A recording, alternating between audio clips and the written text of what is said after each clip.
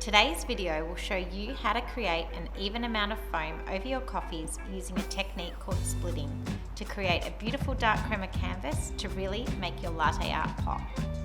The technique we use when pouring our coffee can have a huge effect not only on the look but the flavour of our coffees. It's not just as simple as pouring a beautifully textured milk over your espresso base.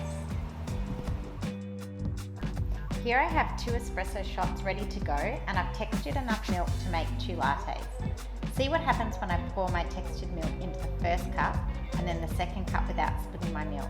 My first cup ends up with the majority of the foam and quite washed out, where my second cup foam level is thin, therefore making it weaker. This is where using an industry technique called splitting your milk can come in handy, not just for visual effect but also for flavour.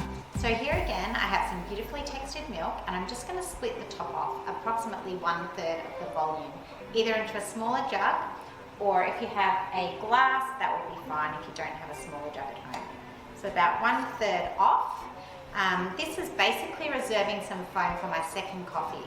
Now keep in mind the amount I split off can change according to what I'm pouring.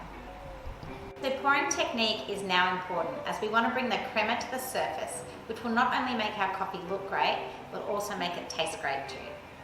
I'm going to start high with a slow flow, making sure my milk isn't touching the sides. And I'm going to go around in little circles, and this is going to help retain the crema and keep that really nice dark crema base. Drop down to just above the surface of the crema at about 2/3 full and speed up the flow of the milk, adding a bit of movement which will help create momentum to push my foam out of the jug. At this point, make sure you're increasing the flow of the milk, which will really help the pattern appear. We then end up with a nice dark crema base with a bright white dot in the centre and a good amount of foam. Now we need to add the split milk back into the jug and reincorporate the milk and foam by spinning it back together. This step is really important as the milk and foam can easily separate when sitting around too long. If there are any small bubbles, just tap them out. Now I'll follow the same technique to pour my second coffee.